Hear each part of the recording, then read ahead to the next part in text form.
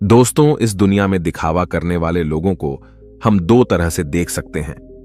एक तो वह जिनके पास धन संपदा होती है तब वह दिखावा करते हैं, और दूसरे वह जिनके पास कुछ भी नहीं होता, उनके पास धन संपदा भी नहीं होती। कहने का अर्थ यह है कि उनके पास कोई भी ऐसा गुण नहीं होता जिससे लोग उनकी प्रशंसा करें। इसीलिए वह झूठ बोल बोलकर दूसरों से अपनी प्रशंसा करवाना चाहता है। वह दिखावा करता है कुछ होने का, लेकिन उसके अंदर कुछ होता नहीं है। जो लोग अपने गुण या फिर अपनी धन संपदा के कारण दिखावा करते हैं, वह अहंकार के शिकार हो जाते हैं। उनके अंदर अहंकार फूट फूट कर भर जाता है। उन्हें खुद पता भी नहीं चलता, लेकिन धीरे धीरे यही अहंकार उनके जीवन का मजा छीन लेता है। और जो लोग कुछ गुण या फिर धन संपदा न होते हुए भी दिखावा करते हैं, ऐसे लोग जीवन में हमेशा दुखी रहते हैं, क्योंकि ऐसे इंसानों की सच्चाई कभी न कभी तो सामने आ ही जाती है। तो उन पर कोई विश्वास नहीं करता, कोई भरोसा नहीं करता, और इस दुनिया में कोई भी उनका अपना नहीं होता। उसके घर वाले, उसके माता पिता तक उस पर भरोसा नहीं करते हैं, क्योंकि उसकी दिखावा करने की आदत सबकी नजरों में उसे नीचा बना देती है। आज की जो कहानी मैं आप लोगों को सुनाने वाला हूं, वह एक ऐसे व्यक्ति की कहानी है जो दिखावा करने की वजह से परिस्थितियों में फंसता चला जाता है, और आखिरकार उसका परिणाम क्या होता है, यह तो आपको इस कहानी में ही सुनने को मिलेगा। और साथ के साथ आप इस कहानी में यह भी जानेंगे कि दिखावा करने वाले लोगों से किस प्रकार अपने आप को बचाया जाए, या फिर आप खुद दिखावा करने से कैसे बचें। यह सब आपको इस कहानी में सुनने को मिलेगा। इससे पहले कि आप इस कहानी में खो जाएं, इस चैनल को सब्सक्राइब करके बेल नोटिफिकेशन को जरूर दबा देना। कभी कभी जीवन आपको बड़ी मुश्किल में डाल देता है। ऐसे ही मुश्किल में राजेश नाम का एक युवक फंसा हुआ था। उसे अपने घर से निकले हुए बहुत समय हो गया था। कई महीने बीत चुके थे। वह अपने घर से यह कहकर निकला था कि मैं नगर में कमाने के लिए जा रहा हूं, लेकिन बहुत समय बीतने के बाद भी उसे कोई काम नहीं मिल रहा था। इसीलिए उसने निश्चय किया कि वह किसी भी तरीके से अपनी कमाई का साधन बनाकर रहेगा। उसने अपने ही जैसे 3-4 युवकों की टोली बना ली थी, और उन सब ने योजना बनाई थी कि वह किसी भी धनवान व्यक्ति को बुद्धू बनाकर उसका धन उससे हासिल कर लेंगे। छल, कपट, झूठ और प्रपंच, यही राजेश और उसके साथियों के हथियार थे।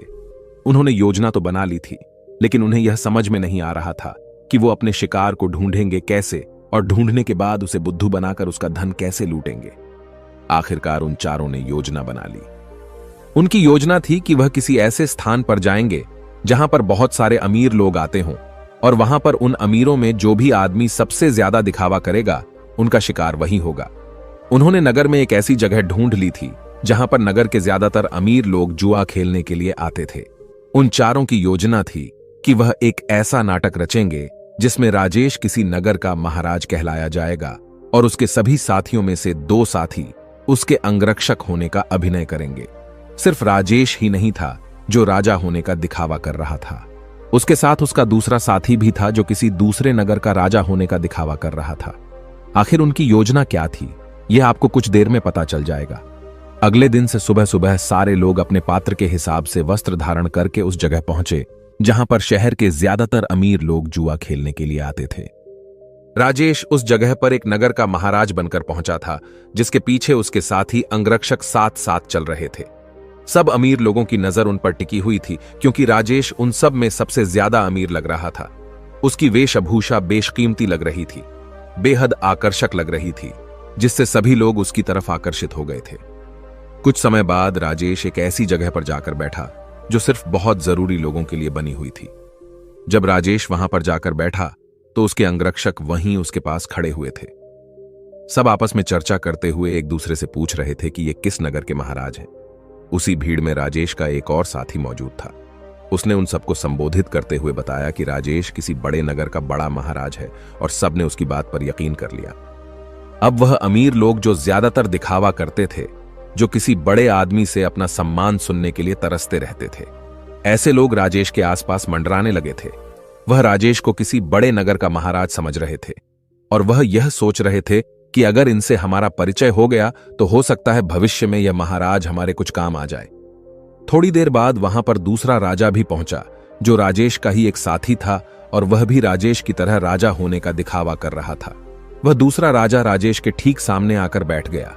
कुछ देर एक दूसरे से बात करने के बाद दोनों ने जुआ खेलने का निश्चय किया। कुछ समय बाद जुए की बड़ी बड़ी बाजियां खेली जाने लगी और राजेश, जो किसी नगर का महाराज होने का दिखावा कर रहा था, वह इस जुए में बहुत बड़ी रकम हार गया। लेकिन जब राजेश ने हारी हुई रकम निकालने के लिए अपनी पोटली ढूंढनी चाही तो उसे अपनी पोटली मिल ही नहीं रही थी। बहुत देर ढूंढने के बाद भी जब उसे पोटली नहीं मिली तो वह गुस्से से भरकर अपने अंगरक्षकों को डांटने लगा और डांटते हुए उनसे अपनी पोटली के बारे में पूछने लगा। लेकिन उसके अंगरक्षकों के पास इसका कोई जवाब नहीं था। वह सब नीची गर्दन करके खड़े हुए थे। राजेश ने बड़े ही शांत स्वर में अपने सामने बैठे हुए राजा से कहा कि देखिए, लगता है कि हमारी सोने के सिक्कों से भरी पोटली कहीं पर गुम गई है। मैं मानता हूं कि मैं जुए में हारा हूं, लेकिन फिलहाल मेरे पास तुम्हें देने के लिए कुछ भी नहीं है। अगर तुम मुझे कोई अपना पता दे दो तो मैं तुम्हारे पते पर तुम्हारी रकम भिजवा दूंगा, या फिर तुम मेरे राज्य में आकर मेरे राजमहल में चले आना।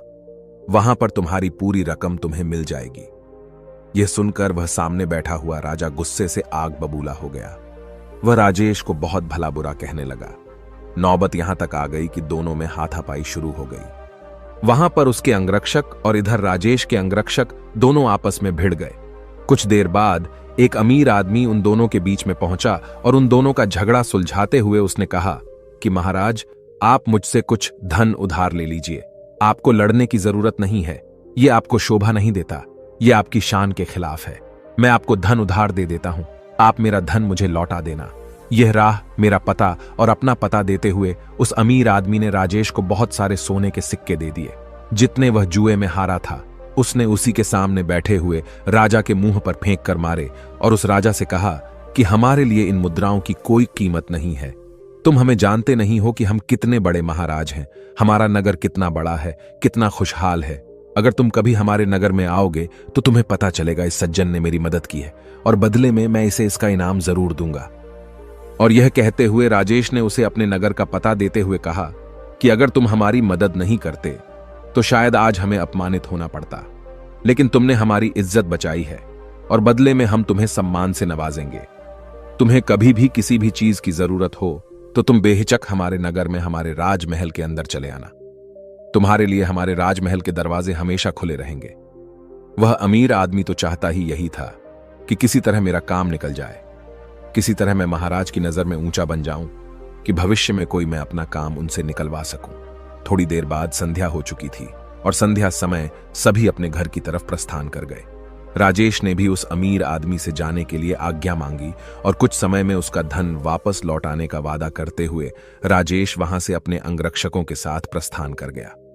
उनके द्वारा रचे गए नाटक में एक अमीर आदमी फंस चुका था, जिससे उन्होंने बहुत सारा धन भी ऐंठ लिया था। राजेश ने योजना बनाई थी कि जैसे ही वह किसी अमीर आदमी को बेवकूफ बना देगा तभी वह इस नगर को छोड़ देगा, क्योंकि यहां पर रहना अब खतरनाक साबित हो सकता था। इसीलिए उसने अपने साथी को बुलाने के लिए कहा, जो दूसरे राजा का अभिनय कर रहा था। क्योंकि सोने के सिक्कों से भरी पोटली तो उसी के पास थी, लेकिन बहुत ढूंढने के बाद भी राजेश का साथी उसे कहीं नहीं मिला। अब राजेश को आभास हो गया था कि उसके साथी ने उसी को बेवकूफ बनाया है और सारा धन लेकर रफू चक्कर हो गया है। जब राजेश को इस बात का पता चला तो उसे बहुत दुख हुआ। उसे कोई रास्ता नहीं सूझ रहा था। बिना धन के वह इस नगर को छोड़ भी नहीं सकता था, क्योंकि कहीं जाने के लिए भी धन चाहिए था। और जिस अमीर आदमी से उसने धन उधार लिया था वह उसे इस नगर में जरूर किसी न किसी दिन पकड़ लेगा, और जिस दिन वह उसे पकड़ लेगा उसे लंबी कारावास हो जाएगी। यहां पर समझने की बात यह थी कि वह अमीर आदमी उन लोगों के बीच में दिखावा करने की कोशिश कर रहा था कि मैं राजा के कितने करीब हूं, मैं उनकी मदद करता हूं, ताकि दूसरे अमीर लोगों को यह लगे कि उसके संपर्क बहुत ऊंचे ऊंचे हैं। यह बहुत अमीर और बहुत रईस लोगों के बीच में उठता बैठता है, जिससे उसका ओहदा अपने साथियों के बीच बढ़ सके। इसीलिए उसने दिखावे की वजह से राजेश रूपी राजा को वह धन उधार दे दिया था। और राजेश तो जैसा कि आप सबको पता है, वह तो इसीलिए दिखावा कर रहा था कि वह किसी को अपना शिकार बना सके। लेकिन वह कहते हैं कि जैसी करनी वैसी भरनी, दोनों को दिखावे की सजा मिली।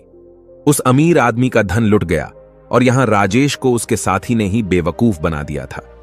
कुछ समय बाद राजेश को उस नगर के दरबारियों ने ढूंढना शुरू कर दिया, क्योंकि उस अमीर आदमी को पता चल चुका था कि उसके साथ छल हुआ है, उसके साथ कपट हुआ है, और वह किसी भी कीमत पर राजेश को ढूंढना चाहता था। इसीलिए राजेश को छुपकर जंगल के रास्ते से वह नगर छोड़कर भागना पड़ा। जंगल में छुपते छुपाते वह एक दिन एक भिक्षु की कुटिया में पहुंचा, जहां पर एक भिक्षु ध्यान कर रहा था। राजेश उस भिक्षु के चेहरे की सादगी देखकर उसकी तरफ बहुत आकर्षित हो गया। उनके ध्यान से बाहर आने का इंतजार करने लगा। कुछ देर बाद भिक्षु ने जब अपनी आंखें खोली तो उन्होंने सामने बैठे राजेश को देखा। उन्होंने राजेश न से पूछा कि तुम कहां जा रहे हो और यहां पर मुझसे क्या चाहते हो। राजेश उनके चरणों में गिर पड़ा और रोते हुए उनको बोला, गुरुदेव, मैं दिखावा कर करके थक चुका हूं। मुझे कोई रास्ता नजर नहीं आ रहा। घर वालों के सामने मुझे दिखावा करना पड़ता है कि मैं नगर में कोई काम कर रहा हूं और नगर में मैं लोगों को बेवकूफ बनाता हूं, उनके साथ छल करता हूं, कपट करता हूं। मेरा पूरा अस्तित्व दिखावे पर टिका हुआ है। कृपया करके मुझे कोई ऐसा तरीका बताएं जिससे मैं आपकी तरह सादगी भरा जीवन जी सकूं, खुश होकर शांत होकर अपने जीवन का मजा ले सकूं। मैं थक गया हूं। भिक्षु ने मुस्कुराते हुए कहा कि सारी दुनिया दिखावा ही तो कर रही है। कोई अगर तुमसे कहता है कि तुम तो बहुत ही ईमानदार आदमी हो तो तुम खुश हो जाते हो, ये जानते हुए कि तुम एक झूठे और मक्कार आदमी हो। हर जगह, हर परिस्थिति में जब भी किसी इंसान को मौका मिलता है तो वह दिखावा करने से चूकता नहीं है। यह तुमने भी जरूर महसूस किया होगा। दिखावा करने के बाद तुम्हें तो यह लगता है कि तुम बहुत समझदार हो, तुम चालाक हो, लेकिन चालाक होने के कारण तुम्हारे जीवन की सरलता खो जाती है। तुम साधारण नहीं रह पाते। तुम हर जगह दिखावा करने की कोशिश करते हो और इसीलिए जीवन के आनंद को तुम कभी महसूस ही नहीं कर पाते। लेकिन समझने की बात यह होती है कि आदमी दूसरे के सामने दिखावा तभी करता है जब वह सामने वाले की नजर में ऊंचा होना चाहता है। अगर तुम सामने वाले से प्रभावित नहीं होते तो तुम्हें दिखावा करने की कोई जरूरत ही नहीं रहेगी, क्योंकि तुम किसी न किसी तरह सामने वाले आदमी को आकर्षित करना चाहते हो, उसे अपनी ओर खींचना चाहते हो, और यही दिखावे का सबसे बड़ा कारण होता है। लेकिन जो इंसान तुम्हारे दिखावा करने की वजह से तुम्हारी तरफ आकर्षित हुआ है, तो कल अगर उसे तुम्हारी सच्चाई पता चलेगी तो वह तुमसे दूर भी हो जाएगा। इसीलिए दिखावा करने की वजह से अपने भी हमसे दूर होते चले जाते हैं। हमें इसका कभी एहसास ही नहीं होता और हम अकेले पड़ते चले जाते हैं। आखिरकार हम पाते हैं कि हमारे आसपास कोई भी मौजूद नहीं है जिसे हम अपना कह सकें, जिससे हम अपने दिल की बात कर सकें, क्योंकि हर इंसान के सामने हमने सिर्फ दिखावा ही किया है। लेकिन जो इंसान अपने आप को जानता है, अपने एकांत में स्थापित हो गया है, उसे किसी के आने जाने से कोई फर्क नहीं पड़ता। वह तो बस अपने एकांत का आनंद उठाता है। कोई आए तो ठीक और जाए तो भी ठीक। वह किसी को आकर्षित करने की कोशिश नहीं करेगा और इसीलिए उसका जीवन सरल होता चला जाएगा, साधारण होता चला जाएगा। और जितने सरल तुम बनते जाओगे उतनी ही आसानी से तुम ध्यान में प्रविष्ट हो पाओगे। जीवन एक परीक्षा है, लेकिन कुछ लोग उस परीक्षा में संघर्ष नहीं कर पाते और वह लोग एक दिखावे का रास्ता अपना लेते हैं। उस जीवन को पूरी सच्चाई से जीना ही नहीं चाहते। वह खुद की सच्चाई को भी खुद स्वीकार नहीं करना चाहते। ऐसे बहुत से लोग होते हैं जिनके अंदर बहुत सारी बुराइयां होती हैं, लेकिन वह अपनी बुराइयों को कभी खुद महसूस ही नहीं कर पाते, खुद स्वीकार ही नहीं कर पाते। उन्हें पता होता है कि उनके अंदर यह कमी है, लेकिन अहंकार व दिखावे के कारण न तो वह अपनी बुराई सामने वाले के सामने बता पाते हैं और न ही उसको खुद स्वीकार करके उसको ठीक कर पाते हैं। इसीलिए सबसे पहले दिखावे की दुनिया को छोड़ो, बनावटी दुनिया को दूर हटा दो, क्योंकि जब बनावटी दुनिया तुमसे दूर होगी तो ही तुम्हारा मन स्वच्छ हो पाएगा, निर्मल हो पाएगा। और जितना मन तुम्हारा निर्मल होगा उतने ही अच्छे लोग तुम्हारे संपर्क में आते रहेंगे, और जितना कपटी तुम्हारा मन होगा तो कपटी लोग ही तुम्हें मिलते जाएंगे। हमें वही लोग जीवन में टकराते हैं जिस तरह का हमारा खुद का नजरिया होता है।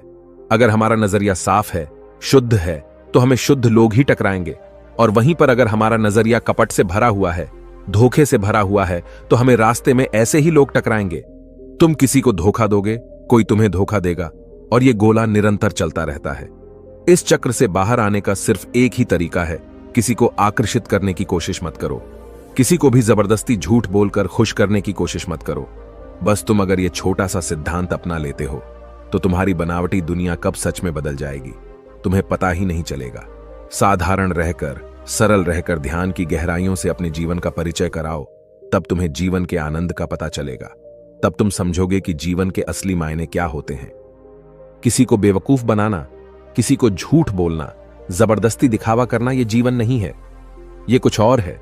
यह दुख है, यह संताप है, और यही दुखों का कारण है। इसीलिए तुम दुखों को काटना चाहते हो तो सबसे पहले इस पेड़ की जड़ को उखाड़ कर फेंको जो दिखावे का पौधा तुमने लगा रखा है। और ये कहकर वो भिक्षु कुटिया के अंदर चला गया। उनके जाने के बाद राजेश ने महसूस किया कि उसके जीवन में जितनी भी समस्याएं हैं उसके पीछे मूलभूत कारण उसका दिखावा ही है। अगर वह दिखावा करना छोड़ देता है तो जाहिर सी बात है वह झूठ बोलना भी छोड़ देगा। फिर कैसी भी परिस्थिति हो वह सिर्फ सच बोलेगा, और जब सच बोलने की हिम्मत उसमें आ जाएगी तो उसका जीवन खुद ही परिवर्तित हो जाएगा। ऐसे ही विचारों में डूबा हुआ वह उस जंगल को पार कर गया। दोस्तों, आपने आज के इस वीडियो से क्या सीखा वह मुझे आप कमेंट में बता सकते हैं।